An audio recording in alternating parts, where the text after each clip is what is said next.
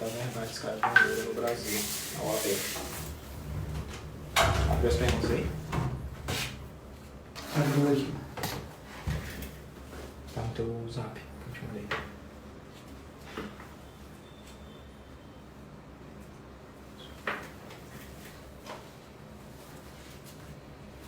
Salve, salve pessoal, já a gente vai começar a live. Éric Moraes, nosso amigo, presidente de Comissão da Verdade, da Comissão da Verdade de Escravidão Negra da OAB, referência nesse tema de igualdade racial aqui no Maranhão. Foi muito gentil conosco e daqui a pouquinho já começa. Já está aí, Éric? Estás presente?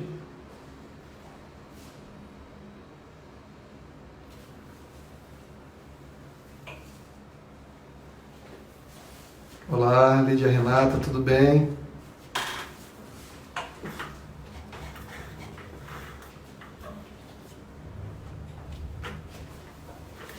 Tá aqui, vai subir, vamos aqui.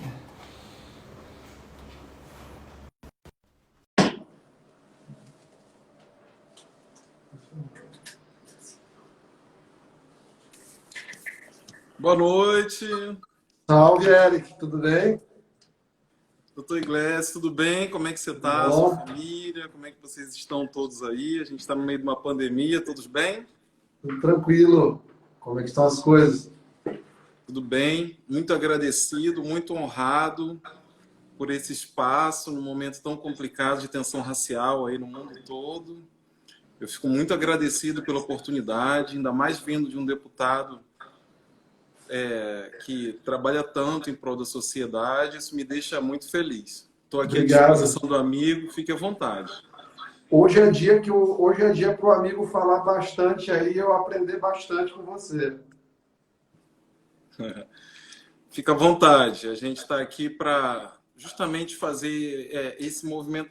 Quando a gente é bonito ouvir isso, que a pessoa quer ouvir, quer aprender a gente. E daí eu já deixo aqui uma dica para todos os nossos ouvintes. O Porta dos Fundos, que é um site bastante famoso no YouTube, fez um vídeo chamado Nota de Repúdio. É importante que todos vejam, porque é justamente isso que a gente deseja, Iglesias. Que as pessoas brancas dê espaço para a gente, para que a gente possa exercer o nosso lugar de fala, o branco possa exercer o seu lugar de cala. Não tem nada ofensivo nisso, entendeu? Depois eu vou explicar melhor todas essas questões científicas em relação a isso, mas é porque quando a gente trata de racismo, a gente tem que ouvir pretos falando, né? Negros falando. A gente tem aí uma dificuldade na ciência das pessoas diferenciarem o que é racismo, que só pretos, indígenas, judeus e asiáticos podem sofrer, com discriminação que todos os grupos podem cometer entre si, e preconceito, que é uma ideia preconcebida que negros podem cometer com brancos e vice-versa, e aí tem vários grupos que também sofrem isso. Então é muito importante esse lugar de fala. A gente teve um caso bastante importante agora, emblemático, que foi a Rede Globo, através do Globo News, quando no dia da morte do George Floyd, tinham vários jornalistas brancos comentando uma situação de racismo, e no outro dia, devido a várias reclamações, a gente tinha já todos os repórteres negros, né? Foi tão emblemático que isso virou o Globo Repórter da última sexta-feira. Então, esse espaço aqui é histórico. Um deputado dando voz, um advogado negro para explicar a situação de racismo. Racismo é crime. Então, a gente fica muito feliz com essa oportunidade. Muito obrigado, doutor Iglesias. Desculpa se eu me alonguei aqui na apresentação. Não, mas hoje aqui a gente quer te ouvir bastante mesmo. Eu queria começar contigo do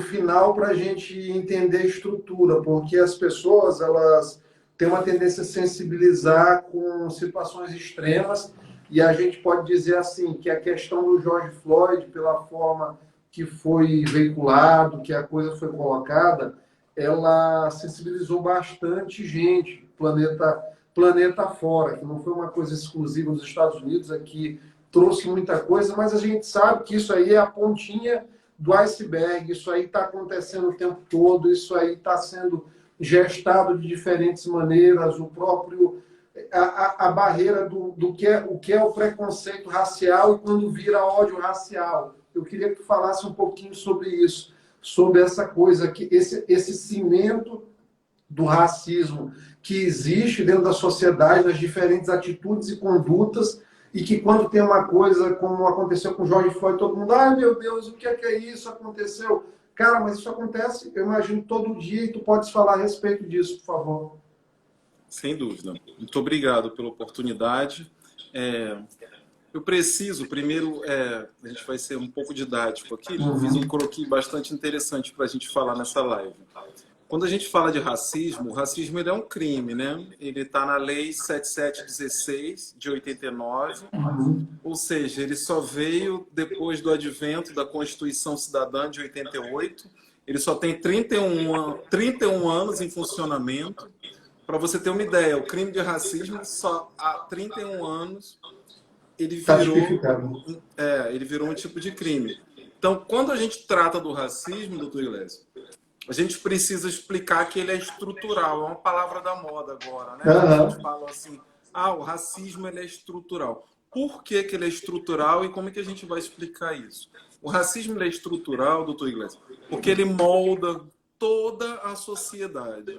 Ele é um instrumento tecnológico de poder. Ele é uma ferramenta muito poderosa. E daí, quando a gente fala sobre Estados Unidos e Brasil, muita gente costuma falar que nos Estados Unidos os casos de racismo, o racismo é muito pior do que aqui no Brasil. Não é verdade.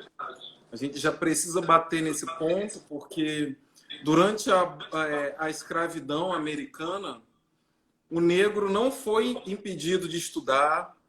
Muito pelo contrário, lá existia uma metodologia de apartheid, mas os senhores donos de escravos, eles construíam escolas para os negros frequentarem, construíam escolas de música, construíam escolas de arte. Então, o negro teve acesso a tudo isso. Diferentemente de quando a gente vem tratar aqui no Brasil, quando, daqui a pouco eu vou fazer uma linha jurídica, quando existiam leis que proibiam o negro de estudar, o negro de ter acesso a todas essas ramificações da estudar. Então, por que ele é estrutural e por que ele molda toda a nossa sociedade? Porque o racismo ele é institucional aqui no Brasil. Aqui no Brasil, eu preciso fazer uma remetência.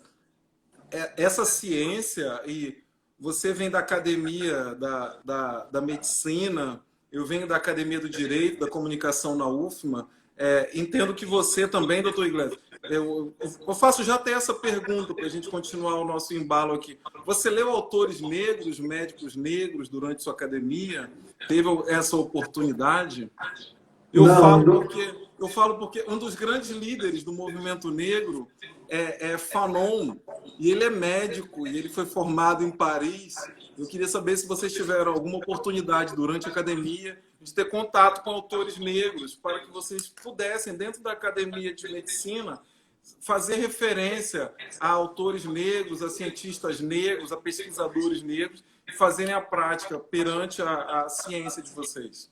A medicina, Eric, é um espaço de segregação ainda, menos do que era antes, por exemplo, do governo do Lula, principalmente, que começou a ter uma mudança nas coisas a partir dali. Mas eu, por exemplo, eu fui formado pela UFMA de 98 a 2004. Eu tinha 2 colegas negros, assim, assumidamente negros dentro da turma. Né? Então, uma turma de 52 alunos, você tinha 2, então a gente está falando de 4%. Só que fora nós temos aí 75% branco, 75% pardo e negro, que no Brasil essa coisa do IBGE, que a autodeterminação é o que diz, que a gente tem dificuldade com a estatística, mas a gente está tocando aí 75% da população, pelo menos. Né? Então, para você ver, tem 75% da sociedade, mas num recorte de casta, 4%. Então, muito pouco. Né?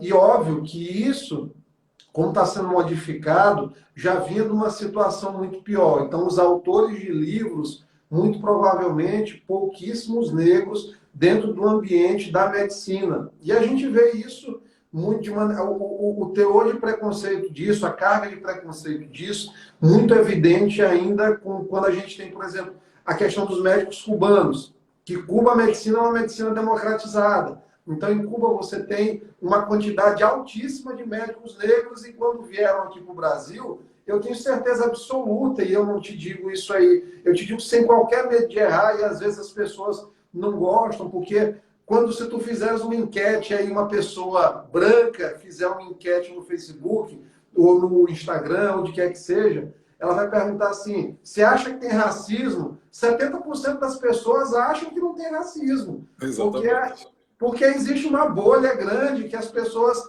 se acostumaram, que é uma zona de conforto, na verdade, é conforto, o status quo dessa forma, e eles querem manter, obviamente. Ninguém quer tocar na ferida, as pessoas acham que a gente é isentão, ou é esquerdopata, quando entra para discutir essas questões, mas o fato é que o mundo é muito desigual, né? E é isso. Vou aproveitar essa deixa que você deu e daí eu vou explicar todo o caso do George Floyd e a tensão racial que existe. A diferença que as pessoas pedem e exigem da gente, qual que é a diferença do caso do George Floyd quando acontece lá e um negro morre e acontece essa tensão racial que explode no mundo todo e vem acompanhando aqui os 26 estados brasileiros e o Distrito Federal? É justamente isso que o doutor Iglesias falou. A diferença entre os Estados Unidos e o Brasil é o branco brasileiro. O branco brasileiro, ele insiste em negar o racismo. Exatamente. Ele insiste em dizer que o racismo não existe. Ele insiste em acreditar no mito da democracia racial. E ele insiste em dizer que o negro é vitimista, que o negro não gosta de trabalhar, ou então que o negro está mais propenso a praticar atos violentos, quando lá nos Estados Unidos a gente tem uma característica bem simples. É importante a gente falar para as pessoas que estão ouvindo a gente. O branco americano, ele já sofreu hoje em dia, daqui a pouco eu vou fazer uma linha do tempo, a gente está em 2020, quando eu terminar a minha linha do tempo, eu vou falar que no Brasil, essa linha do tempo jurídica é quando o branco deu oportunidade ao negro de falar, de poder discutir esses assuntos. Porque o que acontece? Lá nos Estados Unidos, a gente tem dois tipos de branco, doutor Iglesias. Eu chamo de doutor ou de deputado, me perdoa. Chama de Iglesias. Não. Doutor Iglesias, o branco americano, ele é ou antirracista ou ele é racista. Eu preciso trazer os números aqui para pontuar no Brasil. O doutor Iglesias estava falando. Aqui no Maranhão, nós temos 76% da população negra. No Brasil, em geral, nós temos 54% da população negra. Ou seja, nós somos maioria.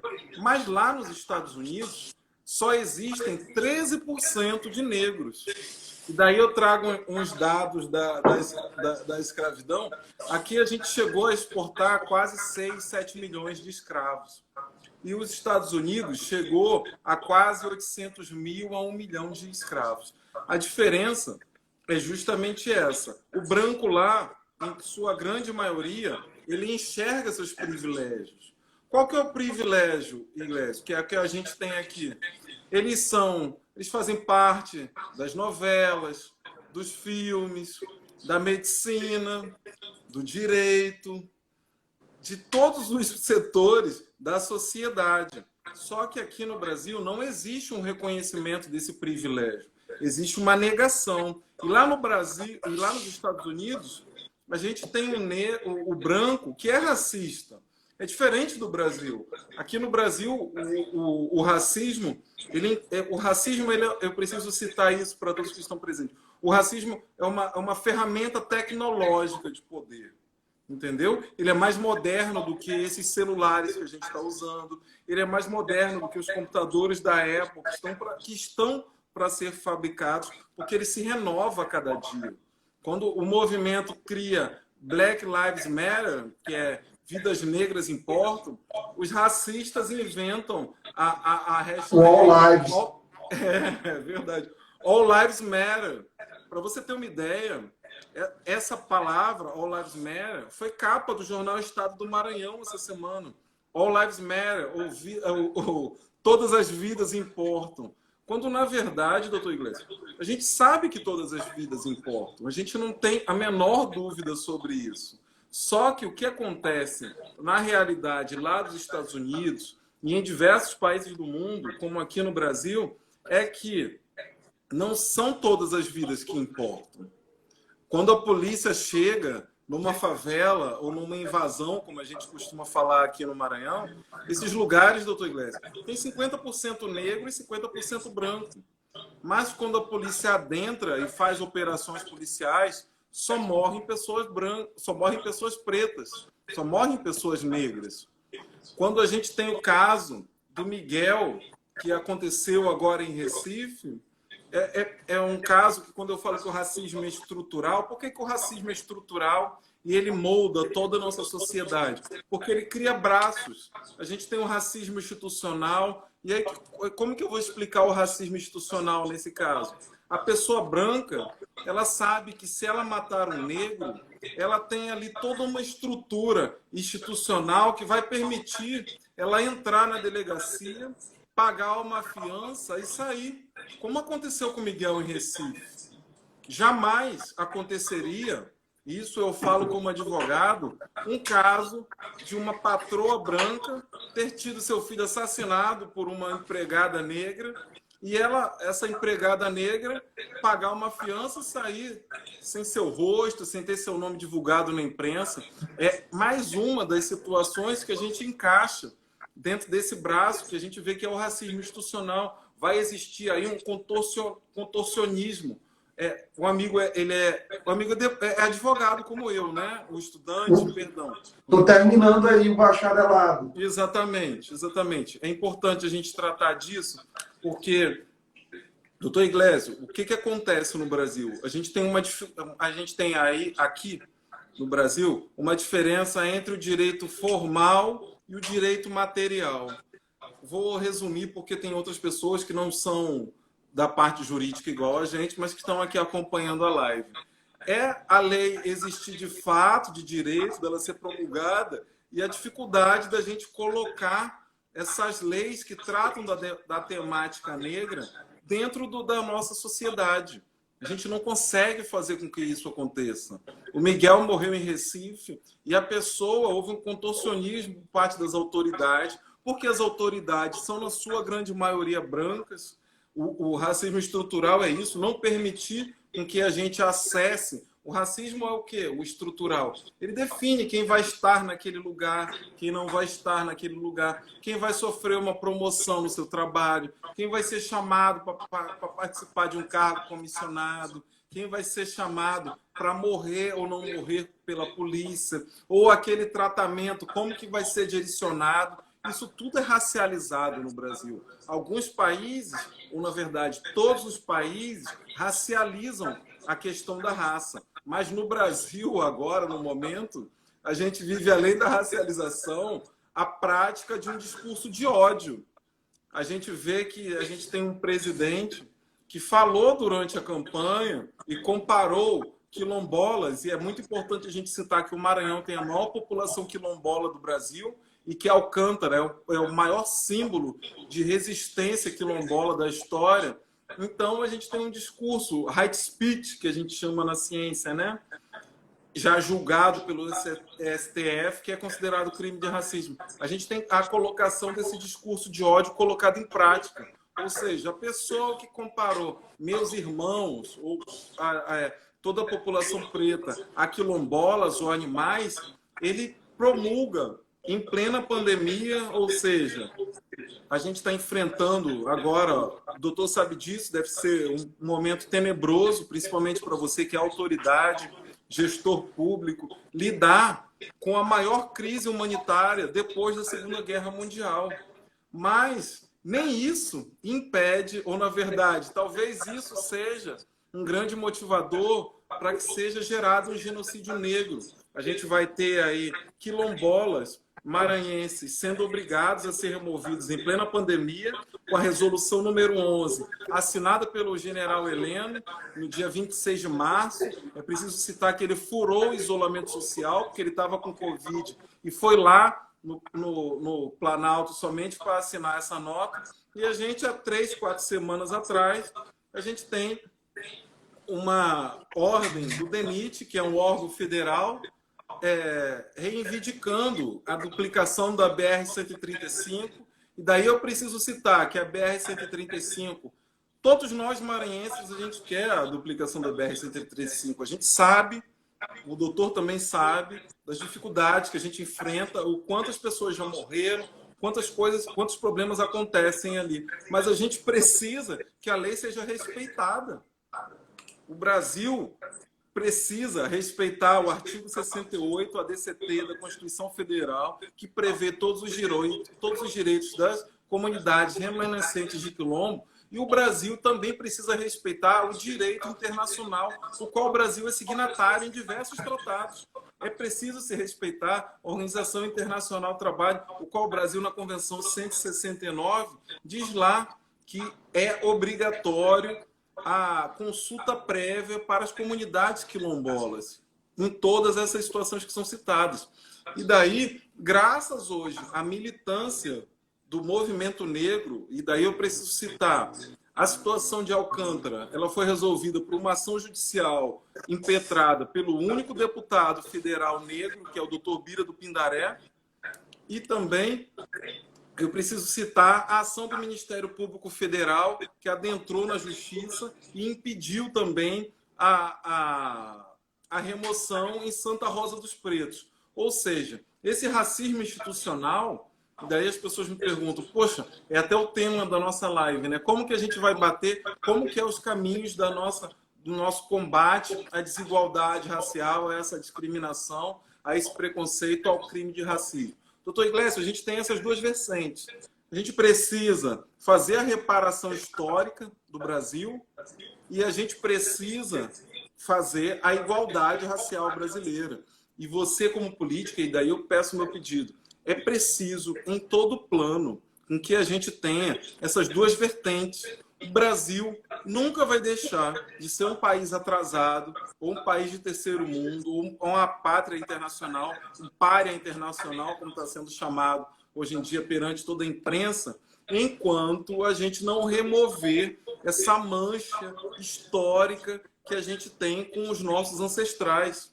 Lá nos Estados Unidos, e daí a gente aproveita toda essa pauta racial. Doutor, se eu estiver falando muito, você me interrompe, que daí a gente precisa fazer um paralelo com o que aconteceu nos Estados Unidos. Lá, doutor Iglesias, quando aconteceu a abolição, há mais 132 anos à frente da abolição brasileira, precisa a gente pontuar que o Brasil foi o último país da América a abolir a escravidão. Lá nos Estados Unidos, o negro americano, quando ele teve o seu direito de abolição, a sua liberdade promulgada pelo Estado, ele recebeu um pedaço de terra e um jumento. Quando eu falo em jumento, aquela época se referia como se fosse um carro hoje em dia. Era um mecanismo de transporte. E daí a gente precisa, e daqui a pouco eu vou citar essa linha do tempo jurídica para que as pessoas possam entender, porque elas imaginam que foi há muito tempo atrás, e eu vou provar daqui a pouco que a gente tem diversas leis jurídicas racistas que foram promulgadas na época da escravidão, depois da escravidão, com governo de esquerdas, com governo de direita, e que nós, do movimento negro, nós pretos do Brasil, nós não somos nem direita, nem esquerdas. Como fala o nosso grande intelectual Abdias Nascimento, nós somos pretos. Nós não somos abraçados em nenhum momento por nenhuma política ou por quem quer que seja em nenhum momento dessa história do Brasil. Tudo que aconteceu em virtude e as nossas vitórias, como lei de cotas, dentre outros, aconteceu por muita força do movimento negro. Como eu vinha a falar, a diferença do movimento negro nos Estados Unidos é porque lá eles têm o apoio dos brancos, que são 80% da população. Lá eles fazem uma linha de frente que impede que a polícia agridam os negros. Então, podem acontecer essa mobilização. Aqui no Brasil, e daí eu preciso citar esse fato, a gente tem um herói aqui no Maranhão, para mim o maior herói da história do Maranhão, que se chama Negro Cosme. Negro Cosme foi morto, torturado. O Negro Cosme tinha, é preciso também pontuar esse dado histórico, tinha um exército maior do que o de Zumbi dos Palmares. Zumbi dos Palmares tinha de 5 a 8 mil integrantes do seu exército. O Negro Cosme, aqui no Maranhão, naquela época, tinha mais de 20 mil quilombolas a seu favor. E daí a gente tem um personagem brasileiro que vem aqui no Maranhão, adentra a Vila de Caxias, que foi fundada por Negro Cosme, mata 20 mil quilombolas, toca fogo na cidade, toca fogo em 20 mil quilombolas, cerca a cidade, mata as pessoas, tortura, mata, e daí ele recebe o título de Duque de Caxias, em referência à cidade que existe. Ele recebe o título de pacificador. E daí eu preciso citar às pessoas um dialeto africano que tem muito a ver com nossa história, que a gente comenta sempre que enquanto o leão não souber escrever, a história vai glorificar sempre a história do caçador. E daí, quando a gente faz essa referência ao movimento dos Estados Unidos, que a gente está falando, eu pergunto aos brancos que acompanham essa live, aos brancos da nossa sociedade, vocês estão preparados para ir comigo aqui no bairro do João Paulo, derrubar a estátua do genocida chamado Duque de Caxias, em frente ao Exército Brasileiro?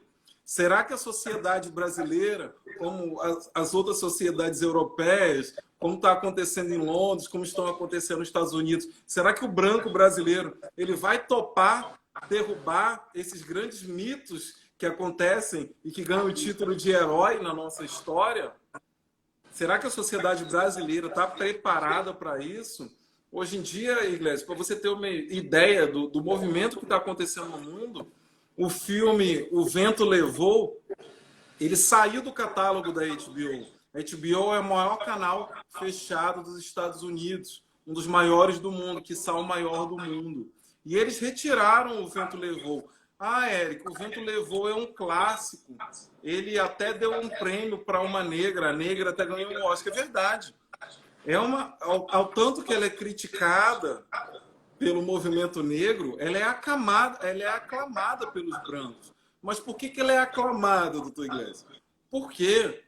E daí eu preciso explicar por que existe esse lugar de fala e o lugar de cala.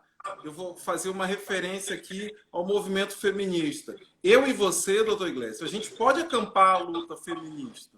Não tem problema nenhum. Assim como o branco, ele pode acampar a luta antirracista. Só que a gente precisa respeitar o lugar de fala. Nem eu, nem você, doutor Iglesias. A gente não vai saber jamais as dores que o machismo causa. Ao contrário, nós somos reprodutores do machismo. Eu nasci em 1981. Eu vou trazer muita coisa na minha cultura e na minha fala, muita coisa de machismo da década de 80, da década de 90 e até da década de 2000, porque esse assunto só vinha a ser debatido no início da década de 2010. Então, a mesma coisa acontece com o racismo. A gente não quer, em nenhum momento, e eu perco, quando eu acampo essa luta, eu já tenho mais de 20 anos, doutor Iglesias, nessa luta de direitos humanos, de direitos éticos e raciais, eu não quero perder amigos quando eu falar que ele está sendo racista, ou que ele está sendo ou que ele está tendo uma fala racista. Daqui a pouco eu vou explicar que o racismo é linguístico também, dentro dessas ferramentas do racismo estrutural. Eu preciso explicar que não precisa haver essa fragilidade. Quando a gente fala que um branco está sendo racista, ou que a fala está sendo racista, a gente quer justamente o que você está realizando hoje comigo.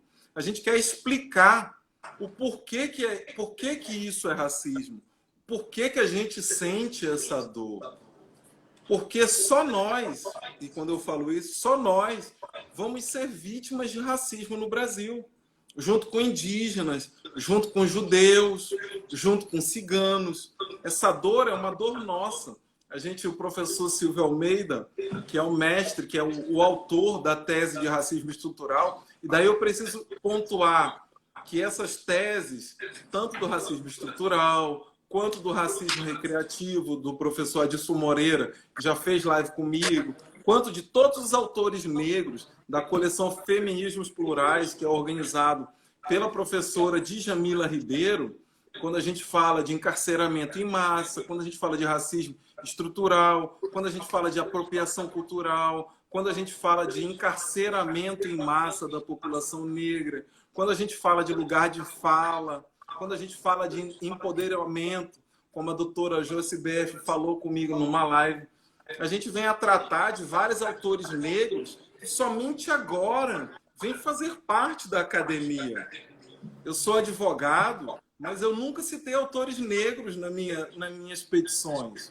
E isso causa um mal tremendo a toda a nossa população, em diversos setores, em diversas épocas. Então, doutor Iglesias, para fechar essa questão agora de Brasil e Estados Unidos, e essa coisa, para mim poder entrar um pouquinho mais da nossa brasilidade, eu passo a palavra para você, se você tiver alguma dúvida em relação a isso, porque senão eu vou ficar falando aqui sem parar. Mas a intenção, eu queria te perguntar o seguinte, e na verdade fazer também uma observação. Essa live aqui, para tu ver, assim, ela está abaixo da média de espectadores que a gente normalmente tem. Por quê? Porque o tema é um tema que, como eu falei para ti naquela coisa, no começo, 70%, 75% acha que não existe, que a gente está falando de uma coisa vaga, que é coisa de pessoas complexadas algumas vezes, e vários outros instrumentos aí de legitimação argumentativa, né? Então, isso aqui explica também muita coisa. Quando a gente tem uma audiência que é uma audiência muito segmentada, é um nicho, eu percebo que tem pessoas aqui dos direitos humanos que já se manifestaram aqui, tem colegas meus e colegas teus aqui também da UAB, que são o professor Márcio Almeida, tem o Peter, que é nosso amigo em comum, que está aqui assistindo. Então, assim, há um comparecimento pequeno, porque há um negacionismo da coisa, né? E aí vamos trazer um pouquinho para o Maranhão, para a gente falar um pouquinho dessa nossa realidade aqui. Eu só queria começar com um dadozinho que eu li uma vez no livro do Bandeira Tribuzzi sobre aspectos socioeconômicos de desenvolvimento aqui no Maranhão, que explicam de uma forma muito interessante e real o status das comunidades hoje, das pessoas, dos negros no Maranhão. Para vocês que nos assistem agora saberem, por exemplo, quando o Maranhão ele demorou mais ou menos um ano depois para aderir à abolição da escravatura aqui. Depois que a princesa Isabel rubricou aquilo ali, 13 de maio de 1888, né? Exatamente. Pronto, 13 de maio de 1888. No Maranhão veio um ano depois, eu só não estou lembrado da data certinha, mas uma coisa que dizia no livro é que, do nada, nós tínhamos aqui, a população do Maranhão nessa época era 90 mil habitantes, mais ou menos, em 1889, aproximadamente. Quando a gente aboliu a escravidão no Maranhão, nós jogamos uma massa de 44 mil negros no outro dia, que não tinham nenhum acesso à propriedade, ao mercado de trabalho. A gente colocou uma massa de pessoas completamente empobrecidas de uma vez e disse: vocês estão livres, se virem. E hoje a gente tem chagas, ainda a gente ainda se recupera disso aí, porque o nosso começo foi catastrófico também, né? Sem dúvida, sem dúvida. É fundamental. Vou pegando os pontos que você falou. Doutor Iglesias, eu vou falar de números aqui. A cada 100 canais no YouTube brasileiro, e 100 maiores canais de YouTube brasileiro, somente existem 3 negros. E eles ocupam as 3 últimas posições. A gente tem uma coisa, quando eu falei para você que o racismo é estrutural, ele é institucional, ele é ambiental, ele é linguístico, existe também a parte do controle de imagem, né? Por que eu falei do vento levou, né? que é um ponto tão característico dessa discussão. É esse nosso visual, esse meu nariz, o meu cabelo, essa minha cor de pele, ela não é bem-vinda na sociedade. Aqui no Brasil, nós negros, a gente sente que a gente está em território inimigo, apesar de ter construído esse país no braço. A gente percebe que todos esses setores não são bem feitos. Ou seja, por que o Vento Levou foi retirado pela OAB? Porque a atriz que ganhou o Oscar de melhor atriz era uma negra, mas ela era empregada doméstica. E ela era empregada doméstica e daí ela reproduzia todas essas características que a sociedade quer até hoje. Para você ter uma ideia, aqui no Brasil, 90% das empregadas domésticas são negras. Daí eu vou explicar para você que essa atriz que ganhou o Oscar, ela só pôde adentrar o palco e ela teve que esperar da cozinha para adentrar o palco, para receber o Oscar, para dar o discurso dela, e daí ela voltou também para a cozinha. Ela tinha lá umas leis da época que impediam ela de acessar diversos locais, né? Pessoas coloridas não poderiam adentrar diversos locais. E então, ela teve uma carreira toda pautada em fazer papéis de empregadas. Ela jamais protagonizou algo. Isso causa muita dor a gente. As pessoas que veem o Vento Levou e acham ali uma obra clássica, para a gente, que é o povo negro, aquilo ali é uma obra de dor. A gente vê e enxerga toda a nossa dor. Quando eu falo do racismo estrutural, eu preciso falar da invisibilidade do povo negro em todas essas questões. Eu vou tratar com você da chegada do Spike Lee. Você deve conhecer o cineasta Spike Lee. Eu tenho para mim como o maior cineasta da história. O Spike Lee, ele fala que quando ele liga uma televisão aqui no Brasil e vê os canais brasileiros, ele acha que ele está na Dinamarca ou na Suécia, porque não existem negros na televisão brasileira. Eu, quando passei, eu estudei no Dom Bosco, eu fui um maranhense criado no Rio, eu cheguei aqui, só estudei no Dom Bosco Renascença e eu queria fazer muito comunicação. E eu passei para a UFMA, saí direto para a UFMA para fazer comunicação. E daí eu pensava comigo, Iglesias, gente, mas vem cá, quantas pessoas, quantos repórteres a gente conhece? Eu passei em 99, adentrei a UFMA em 2000. Quantos repórteres a gente conhece? Hoje em dia tem um pouco mais, de média a 5 ou 6, mas na minha época só tinha a Glória Maria e o Heraldo Moreira. E daí eu parava para pensar, gente, quem mais? E não tinha. Se a gente for passar para...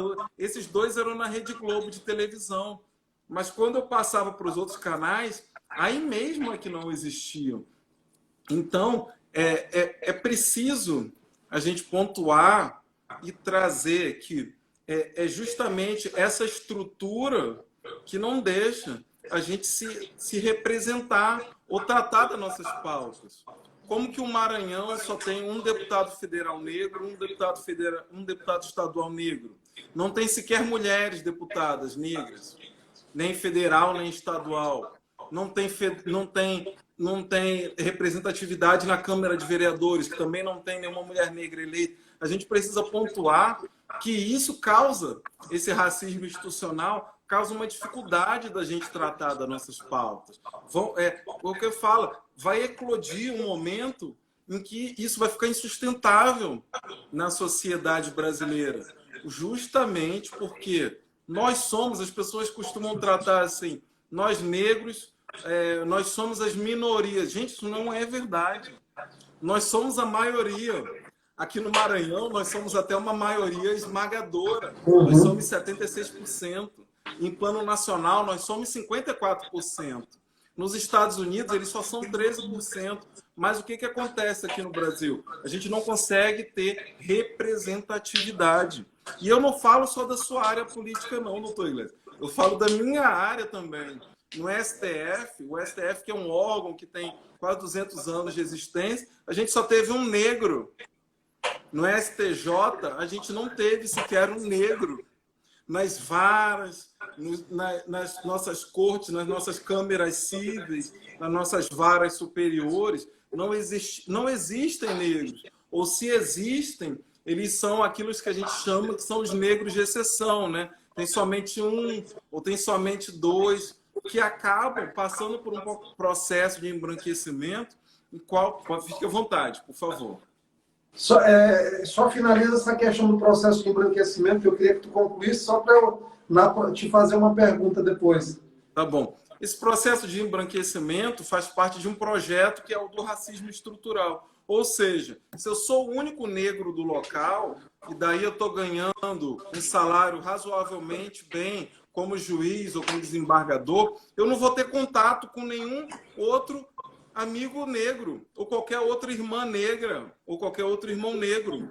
A gente passa a viver uma metodologia, que é aquilo que a gente vê muito na mídia brasileira, a gente passa a viver a diáspora do homem branco.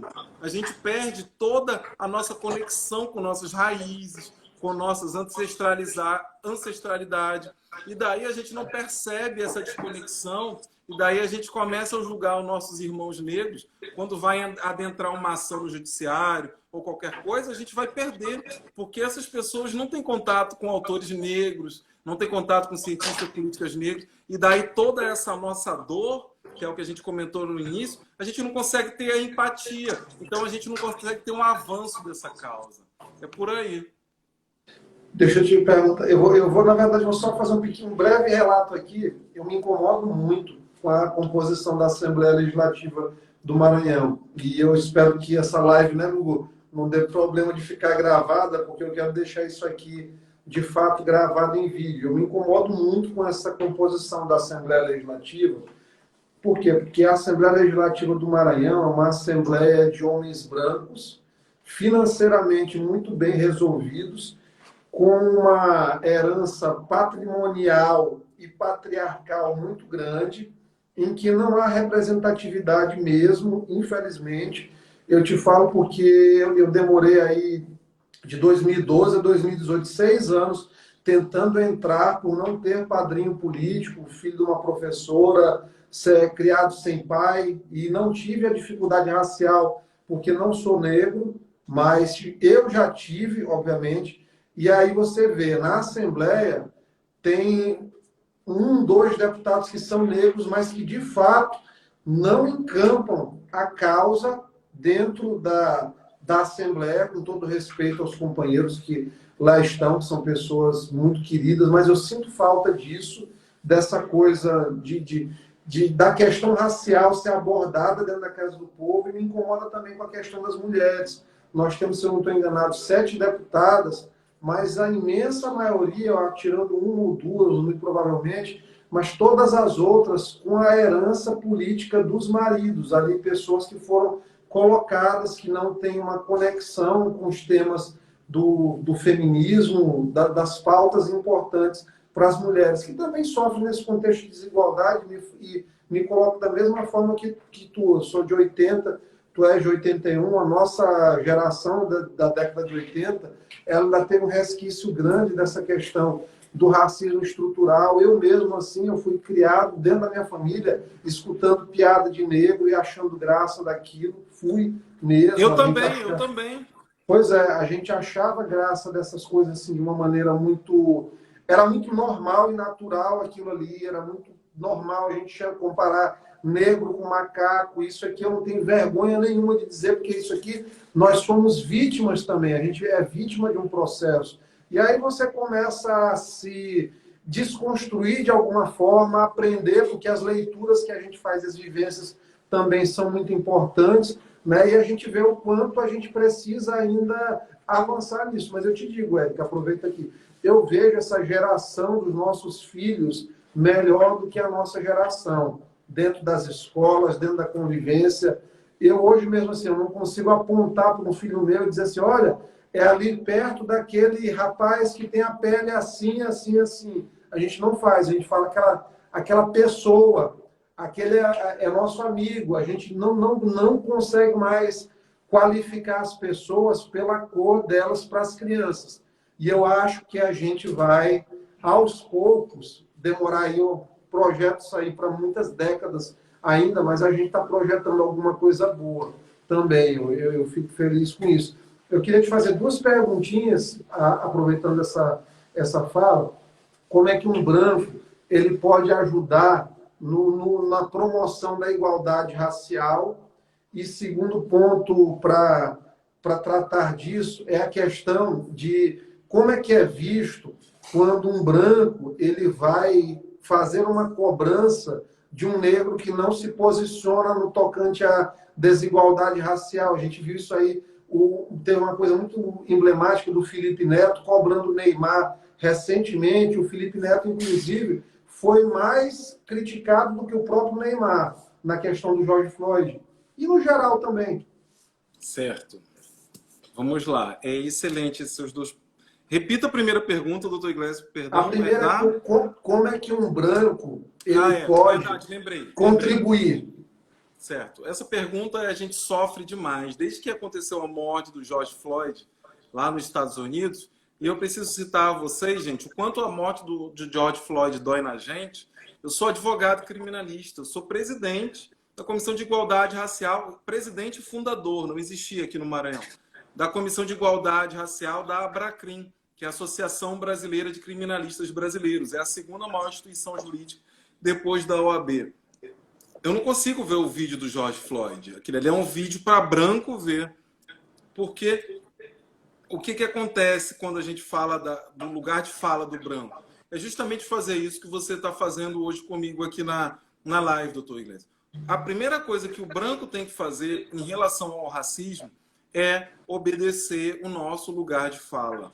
É preciso que o branco, daí eu já deixo a dica, leia o livro Lugar de Fala, da professora Djamila Ribeiro. Só quem sofre racismo é negro. A gente não pode ter no Brasil, igual acontece frequentemente, até nas minhas redes sociais, o branco querendo ensinar para a gente como combate o racismo, ou o branco explicando para a gente o que é o racismo. Isso daí é muito pesado, é muito racista pela gente. E daí, quando a gente trata da segunda questão que você pautou, que é uma atitude racista. Os brancos querem que os negros, todos eles, se mobilizem. E daí eu dou um exemplo muito grande. O Michael Jordan tem aí uma série muito famosa, que está fazendo muito sucesso na Netflix, Let's Dance, né? Traduzido agora para português erroneamente como Arremesso Final. Arremesso Final. Eles querem, lá nos Estados Unidos também aconteceu isso com o Michael Jordan, eles queriam que o Michael Jordan, e ele nunca se posicionou contra o racismo, ele veio se posicionar agora em 2020, ele nunca se posicionou contra o racismo, eles querem que todo negro seja obrigado a se posicionar contra o racismo. Gente, isso é uma atitude racista. Nós brancos, ou nós negros, a gente tem o mesmo direito do homem branco, a gente não é obrigado a se posicionar sobre o racismo. Isso é uma atitude racista, isso é uma exigência racista. Isso faz parte do racismo estrutural, hegemônico, culturalmente na nossa sociedade. Não é todo negro que é obrigado a se posicionar como racismo. A gente quer que a gente tenha a mesma liberdade que o homem branco tem de se posicionar ou não sobre aquilo que seja. Por isso as críticas que o Felipe Neto sofreu. O Neymar é negro? Você vai perguntar para mim. Ele deveria... Você pode... Eu passo a você que você pediu a urgência, eu falo muito. É só porque eu queria que tu comentasse esse comentário aqui do Getúlio Júnior. Ele está colocando aqui. Tu consegues acompanhar aí? Eu queria te escutar com... Deixa eu dar uma olhada. Os comentários estão desativados para ele? Não? Aqui, ó, ele pergunta assim. Ele diz assim: quantos negros brasileiros morrem e ninguém dá nenhuma importância? Só porque for um americano o mundo acaba. Queria que tu comentasse isso aí. Certo. Esse é um argumento racista, né? E falta um pouquinho aqui de embasamento e contextualização da história. Mas eu vou fazer ela agora para que a gente possa debater isso. Getúlio é meu amigo, querido, não vá se chatear com isso, pelo amor de Deus. É como eu expliquei agora. Se uma mulher me acusa de machismo, eu tenho que calar minha boca e aprender com o que ela está explicando. Então, o branco, quando a gente acusa de racismo, a gente quer que a pessoa escute o que a gente vai falar. Existe aqui, doutor Iglesias, uma diferença de 65 anos de direitos civis americanos e direitos civis brasileiros. A gente está há 65 anos atrasado. Ou seja, eu vou dar só um exemplo para a discussão não se alongar. Desde a década de 50 e da década de 60, existe nos Estados Unidos cotas raciais. Enquanto aqui no Brasil, a lei federal de cotas raciais é de 2012. Eu preciso também pontuar a vocês que lá nos Estados Unidos a gente tem uma polícia que não é uma polícia militarizada. E aqui no Brasil, ou seja, quando eu não falo que é uma polícia militarizada, é que não é uma polícia que foi feita para matar negros. A polícia dos Estados Unidos, ela usa sapatos. Enquanto a polícia militar aqui do Brasil, ela foi criada num espaço histórico que foi quando aconteceu a Revolução do Haiti. A polícia militar ela é criada quando existe a Revolução do Haiti, quando na Haiti uma população de 90% era dominada por 10% de brancos. E lá eles romperam com isso na sociedade. E a elite brasileira, com medo de que acontecesse isso no Brasil, e daí eu preciso pontuar que em 1872 a elite brasileira toma um susto quando vê que 80% da população brasileira é formada por negros, e daí ela cria em todos os estados a polícia militar. A polícia militar brasileira de todos os estados, ela foi criada no contexto da Revolução do Haiti, ou seja, ela foi criada para matar negros. E assim ela vem desempenhando seu papel até hoje. E isso acontece com vários policiais negros. Ele passa por um processo de embranquecimento quando ele entra dentro da polícia militar. E daí, a primeira coisa que ele faz, mesmo ele sendo negro, é chegar numa comunidade, chegar numa invasão e romper com todos os direitos que existem na Constituição ou nos direitos do Código Penal, e ele arrebenta ali com o negro. Ele esquece que ali está ali um irmão dele de cor e que é vítima de todo um sistema estrutural de racismo. Eu poderia falar muito mais coisas aí, mas basicamente é isso. É essa a diferença. A nossa lei de cotas aqui fala que devem ser somente as universidades públicas. Lá nos Estados Unidos, na década de 60, o governo exige que sejam as universidades públicas e as universidades particulares. Ou seja, Harvard, que é considerada a maior universidade do mundo, tem cotas raciais há mais de 60 anos. Pagas por empresários, paga pelos governos, paga por estados. Só que aqui no Brasil, a gente só tem 8 anos de cota racial e, mesmo assim, a gente é visto como essas cotas fossem uma atitude racista, como se a gente tivesse de mimimi, ou como se o negro não tivesse capacidade de adentrar a faculdade por meio que não fosse por meio das cotas. E eu preciso também dizer que essas cotas de negros são fraudadas por brancos. A gente está aí recebendo diversos casos na OAB. E eu também preciso citar que a lei de cotas raciais especifica aqui no Brasil que essa cota não é somente para negros. O branco que tiver cursado todo o ensino médio e fundamental e que a renda familiar seja só de até um salário mínimo e meio, ele também tem direito à cota, assim como o indígena. Passo a palavra ao doutor Iglesias, deputado. Essa questão que tu falaste aí, Eric, eu até encaminhei para o Ministério Público Federal a denúncia contra essas fraudes em cotas raciais na Universidade Federal do Maranhão. Muitos absurdos, assim, lamentável mesmo. A gente mandou para o Ministério Público, eu espero que seja apurado. De fato, isso aí, de uma maneira séria. Para mim, como eu respondi até para um jornalista hoje, ele me perguntou se eu achava que isso era racismo. Eu não tenho dúvida que isso aí é racismo ativo. Por quê? Porque você está atrapalhando uma política afirmativa, uma política de diminuição de desigualdade, de tentativa de reparo histórico. Então, se você atrapalha uma tentativa de solução de um problema tão grave quanto o racismo, você, obviamente, está sendo racista, porque você está fortalecendo o combate. Perfeito. Só para te avisar, nós temos em torno aí de 6 minutos. Eu quero que, para finalizares, aí, deixar as mensagens do pessoal, porque a live vai cair e o pessoal vai achar estranho a live caindo. Gente, muita gente perguntando como é que o branco acampa essa luta. Eu vou dar uma repetida aqui. Respeitando o lugar de fala.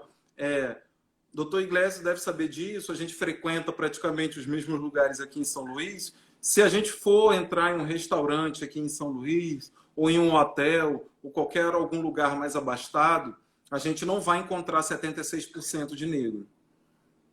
Então, a gente precisa, para resolver essa questão, com que o nosso lugar de fala seja respeitado, que exista uma empatia do branco brasileiro em ouvir a gente. O vídeo das Portas dos Fundos, que eu deixei aqui como dica, é justamente isso que os personagens respondem. A gente não consegue ser ouvido.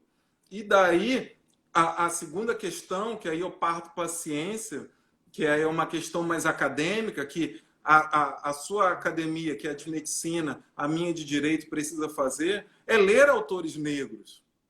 A gente não tem esse movimento no Brasil. Na verdade, a gente sequer tem estímulo. A gente tem agora um caso muito emblemático, que é o Laurentino Gomes, e daí eu preciso fazer uma ponderação. É uma pessoa que eu gosto muito, a gente troca muitas ideias, mas a gente tem um historiador, um jornalista branco, fazendo uma trilogia na maior editora brasileira sobre escravidão. Ou seja, o maior investimento que foi feito financeiro pela sociedade brasileira para explicar a escravidão está sendo feita por um branco. A gente está em 2020. Quando que daí eu peço o seu acampamento nessa luta, doutor Iglesias? Quando que a gente vai acabar com o direito formal e o direito material para os negros e fazer a Lei 6.389, que prevê o estudo da nossa história, da África, com que ela seja uma realidade nas escolas?